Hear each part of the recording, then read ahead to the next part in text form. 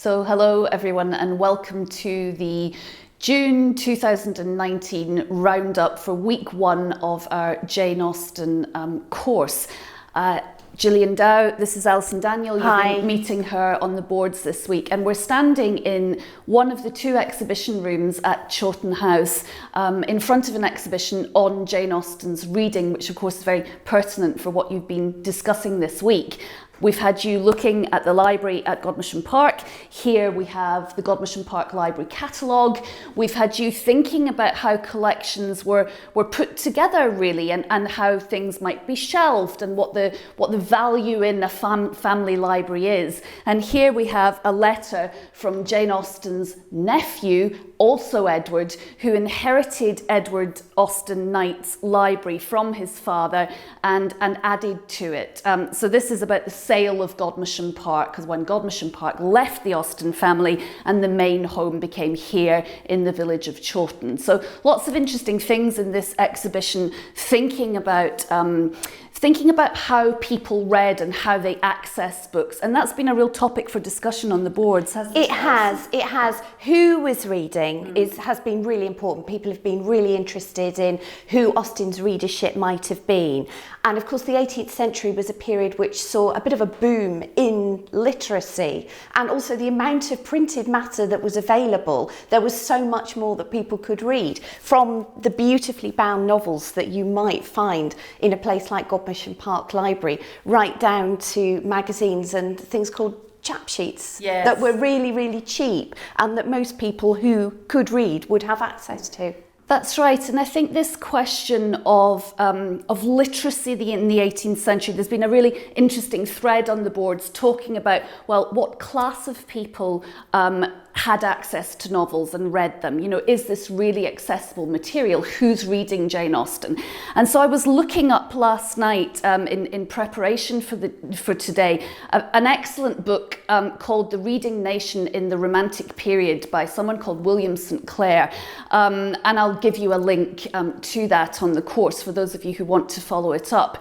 It's really contested, you know, to get actual numbers of percentage of literacy in the population throughout the 18th and into the 19th century is a really vexed topic. And of course, the ability to read isn't necessarily the ability to write. And just because you can't read at all doesn't mean you're not accessing books. I mean, the reading nation in this period is a nation that read aloud to each other.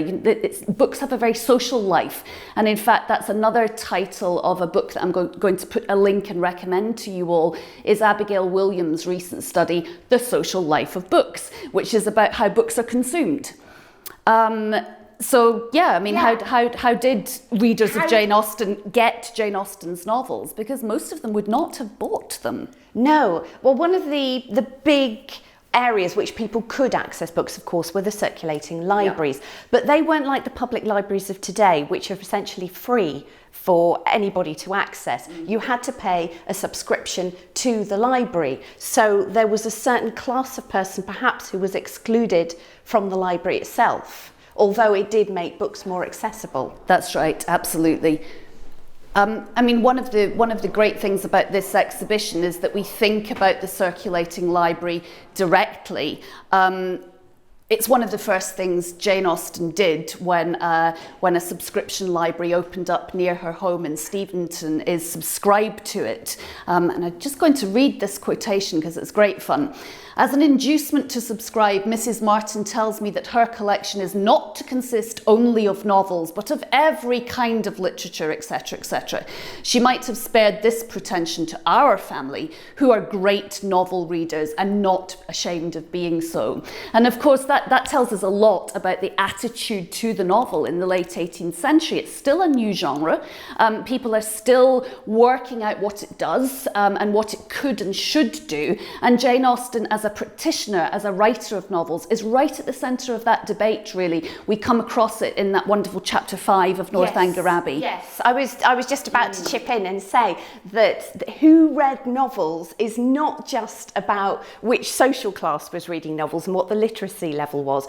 It was what was acceptable reading and what was thought to be acceptable reading. And there was an awful lot of moral panic in the late 18th, early 19th century about the novel and the effect that it might be having on the minds of susceptible young ladies in particular. Young men were reading lots of incredibly racy stuff, actually, but young women, there was a lot of concern.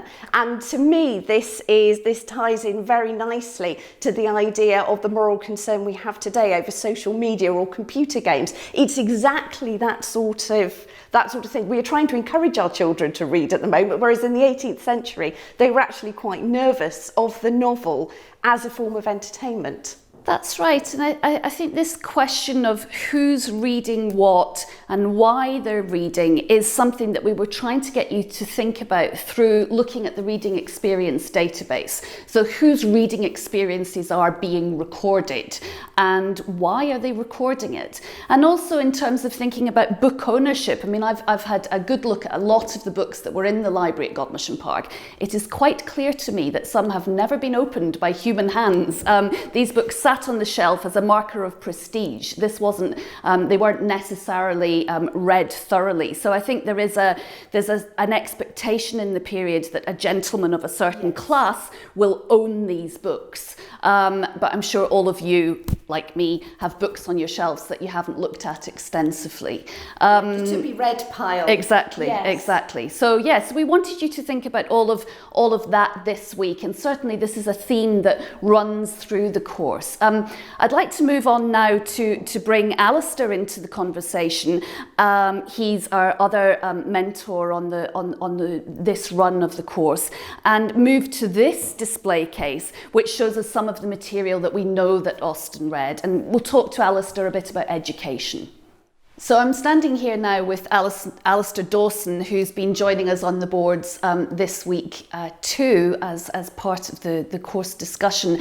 Alastair's PhD focuses on education, the education debate in the 18th century. And this case has some interesting material from the collection at Godmersham Park that we know that Jane Austen read. So we got you looking at self-control and thinking about what Mary Brunton's self-control could have meant to Jane Austen and looking at what she said about it. Now, I think it's important to think when we're thinking about a writer, we're thinking about a great novelist, and we're thinking about what inspired her. It's not necessarily novels that she thought were great works of literature. She was clearly a voracious reader. She read all kinds of material, and when Mary Brunton's Self-Control was published, she was genuinely worried about it. She genuinely thought, oh goodness, this is coming out in 1811. I've got Sense and Sensibility coming out. Is this going to be a great rival? I think she was very relieved when she read it and found that it wasn't. And this is the very copy we know she read. This is the copy that was in Godmersham Park when Jane Austen was there reading it. There are pencil mark annotations that say, foolish, dry. It's not Jane Austen's hand, but I think she thought that this novel was foolish and dry. Another thing in the case here, Alastair, as you know, is the new baronetage, heavily annotated. Now, you'll remember the baronetage from the opening passages of Austen's Persuasion, when she has her ridiculous Walter Elliot looking at and reading the annotated baronetage. Did Jane Austen pull this down from the shelves at Godmersham Park? Did it inspire the opening chapters of Persuasion? We don't know, but it's a suggestive link.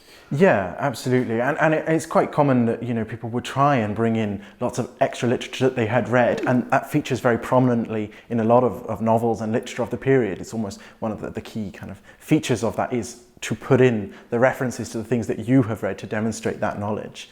Absolutely, and one of the things on the course this week that we've wanted to get people thinking about, Alastair, I know you've been having some very interesting exchanges with participants about the education debate. So we've got Fordyce's Sermons for Young Women, which is about educating women in a very particular way, very specific type of religious education, really, and conduct literature is education. And we know that Fordyce's Sermons gets very short shrift from Lydia Bennet in Pride and Prejudice, when Mr. Collins tries to read it aloud to them, and Lydia manages a couple of paragraphs, and that's about it. So he moves on. Yeah, and I mean, it's important as well to say that this book of sermons and this kind of conduct literature is entirely typical. It is one of the most read, one of the most popular. It goes to a great many editions, but there are a great many other books of the same vein. This moralistic, somewhat draconian in our modern view way of teaching women their manners, their etiquette, this kind of very, very restrictive way of educating women in a way that we wouldn't consider education in the modern sense. It's not about knowledge, it's about manners, it's about etiquette, it's about character. That's right. And we had participants this week reading extracts from, I suppose, the polar, the ends of each end of the education debate. Very conservative Hannah More, very radical Mary Wollstonecraft. Because I think the only thing that unites women writers of the 18th century, of the long 18th century, and this includes Jane Austen, of course, is an interest in education. They disagree on how to do it, but the interest is absolutely there. Yeah, and it's something that women have an authority on that they don't have in other aspects of their lives. As mothers, they were involved in their children's educations. It was an accepted way for them to have authority that they didn't have in political matters or other aspects of their lives. And it's really interesting actually that on the message boards, some of you have been pointing out similarities between More and Wollstonecraft, which was fascinating to me because they are such polar opposite in terms of the way they were viewed. One very radical in terms of Wollstonecraft, one very conservative, although both have aspects of more conservative and religious kind of feeling going through them. But it's really interesting that some of you have picked out on what are these similarities between them, rather than that traditional kind of pitting the two against each other. Absolutely. And we see in Jane Austen's novels this comment on what education is for, and how girls in particular should be educated. So, when we meet the Bertram sisters at Mansfield Park, they are going off to waste gold paper, and their pursuits are frivolous. This is not solid education. It's juxtaposed with Fanny Price's deep love of reading and as instructed by her cousin. So there's always a tension between what girls are actually doing in Austen's novels and what they're supposed to be doing. I think that's very interesting to think about. Yeah, because there almost seems to be this like a very clear kind of encouragement to do more reading, and that reading is a good thing. But there is definitely a distinction between what Austen kind of represents as good reading practice and not necessarily bad, but less good reading practice. What is the purpose of reading, and are people making good use of those opportunities that they have? And not always is the answer to that. So I hope that you will continue to comment on the discussion boards. One thing I did want to point out is the welcome section of this course gets very overwhelming. There are now hundreds of comments on those sections. It's actually impossible for us to read them all, but we do our best. We are on Twitter. If you've got direct questions to us, pick up a chain, and that way we'll definitely see them. We want this to be a collaborative process of exploration and learning. So get in touch, and we will see you all next week for week 2. Absolutely.